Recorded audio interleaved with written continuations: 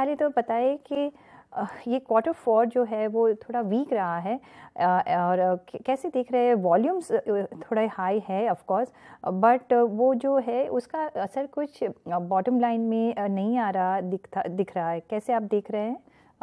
Overall कैसे numbers को समझाएंगे? तो मैडम, वी हैव हमें देखना है कि तेरा we have basket of businesses. So of course the few businesses have done well, और कुछ जो बिजनेस हैं उनमें थोड़ी सी नरमी देखी गई है. तो अगर हम बात करें हमारे तीन बिजनेसेस की, एक तो असेप्टिक पैकेजिंग, उसमें बहुत अच्छा ग्रोथ रहा है इस साल में. हम अगर बात करें फ्लेक्सिबल पैकेजिंग जिसमें होलोग्राफिक फिल्म भी आ जाती है, उसमें भी मॉडेस्ट ग्रोथ मिला है हमें. और अगर हम बात करें फ्लेक्सिबल पैकेजिंग फिल्म्स की, वहां पे थोड़ा सा प्राइसिंग प्रेशर देखा गया है, क्योंकि कुछ नई कैपेसिटीज जो अभी 6 महीने में कमीशन हुई हैं, उनकी वजह से थोड़ा सा प्राइसिंग प्रेशर है. उस वजह से Q4 में थोड़ा सा प्रेशर देखा गया, Q3 में थोड़ा सा प्रेशर देखा गया. बट Q3 से Q4 मच बेटर है हमारे लिए. और अगर हम पूरे सालाना की बात करें, तो पूरे साल में के बेस पे अगर हम अपनी परफॉर्मेंस को देखें, तो हमने इस साल में हाईएस्ट एवर अपना टर्नओवर किया है. हमारा एबिटा जो पिछले साल में करीब 2280 करोड़ था, इस साल थोड़ा सा कम है, 8-9% थोड़ा सा कम है लास्ट 2 क्वार्टर के रिजल्ट्स के चलते हुए. बट अगर हम सिल्वर शूट देखें इसमें कि जो बिजनेसेस ने अच्छा किया है, और हम देख रहे हैं कि करंट ईयर में भी वो बिजनेसेस और अच्छा कर रहे हैं. और जो पैकेजिंग का बिजनेस है, उसमें डेफिनेटली मई में जून में हमने बेटर प्राइसिंग ऑलरेडी देखी है, बेटर वॉल्यूम्स देखे हैं. तो आई थिंक एक क्वार्टर और दे दें अगर हम, तो ये बिजनेसेस भी वापस आ जाएंगे, जिसकी वजह से जो अभी रिजल्ट्स में थोड़ी नरमी दिख रही है, वो आपको वो भरपाई हो जाएगी. रिजल्ट्स में बेसिक कमी परफॉर्मेंस की वजह से इतनी नहीं है जितनी कि एक्सटर्नल फैक्टर्स की वजह से है. जैसे हमने देखा कि डॉलर स्ट्रेंथ के चलते हुए जिन देशों में हम काम कर रहे हैं वहाँ की करेंसीज वीक हुई. तो इस साल में हमने करीब 340 करोड़ रुपए का एक्सचेंज लॉस जो है वो हिट किया है. हालांकि वो मोस्टली नॉन कैश है, बट क्योंकि बैलेंस शीट हम फाइनली इंडियन रुपीस में बनाते हैं, बीइंग एन इंडियन कंपनी, तो उसके ट्रांसलेशन की वजह से जो लॉसेस आते हैं जी। वर्सेस लास्ट ईयर, उसकी वजह से मेन इम्पैक्ट है. बिजनेस परफॉर्मेंस अगर हम पूरे साल की देखें, तो as a management we are quite well satisfied. Hmm. अगर हम इंडिया बिजनेस देखें, इंडिया बिजनेस में तो इस साल में हमारा हाईएस्ट एवर रेवेन्यू है, जी। हाईएस्ट एवर प्रोडक्शन है, हाईएस्ट एवर सेल्स हैं, highest ever profit after tax है. तो ओवरऑल में जहां पे चीजें मैंने बताया आपको हिट की हैं, वो मेजरली एक्सचेंज फ्लक्चुएशन की वजह से है, हम्म। जो लार्जली नॉन कैश आइटम है, और उसका कुछ कैश इम्पैक्ट बहुत ही मिनिमल हुँ। है.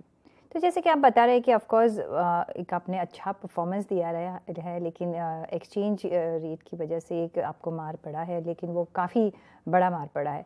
लेकिन आपने वो भी कहा कि अभी वर्स्ट इज़ बिहाइंड यू, क्योंकि अभी अच्छे आगे क्वार्टर्स आ सकते हैं। लेकिन पिछले अगर टाइम में देखें तो हायर सप्लाई था, डिमांड तब भी लो थी। अभी कौन से ऐसे मैट्रिक्स काम कर रहे हैं? आगे जाके कौन से मैट्रिक्स काम करेंगे? कहाँ आपको उम्मीद है? सो हुआ क्या है कि जब ओवर कैपेसिटी हुआ, तो लोगों के पास में ऑलरेडी ओवर स्टॉकिंग थी. तो कंपनी बायर्स ने थोड़ी परचेजेस डेफर की, बिकॉज उनको सामने नजर आ रहा था कि प्राइसेस अब कम हो रही हैं, क्रूड की प्राइसेस कम हो गई. एक बार जब रशिया इन्वेजन किया था, यूक्रेन का कॉन्फ्लिक्ट शुरू हुआ था, उस टाइम पे क्रूड बहुत हाई चला गया था. उसके बाद क्रूड एटलीस्ट 70-80% नीचे रिट्रेस कर गया. तो raw material, petroleum raw material से काफी हमारी प्राइसेस निर्भर करती हैं. तो वो जब नीचे आया और डिमांड सप्लाई की इक्वेशन में थोड़ा सा गैप आया, तो obviously everybody wanted to sell it stock, तो लोगों के स्टॉक लॉसेस आए क्योंकि उनका रॉ मटेरियल पहले हायर रेट पे ले रखा था उन्होंने। तो इस वजह के चलते अगर आप देखें Q3 में आया था ज्यादा हिट, बट Q4 में वी डन रीजनेबली वेल। और आगे जो हम अप्रैल मई जून में देख पा रहे हैं कि प्राइसिंग पावर थोड़ी वापस आई है, करीब 10 से 13% के प्रतिशत के आसपास प्राइसेस हमने बेटर हुई हैं मई और जून में।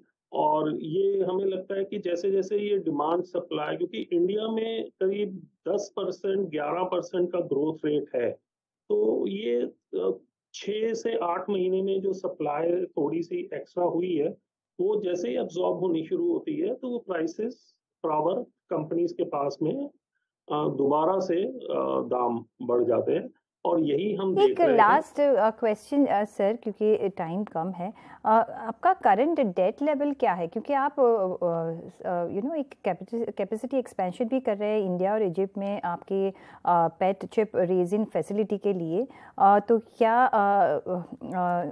आप मैच कर पाएंगे करंट डेट और एक्स्ट्रा जो कैपेक्स कर रहे हैं वो?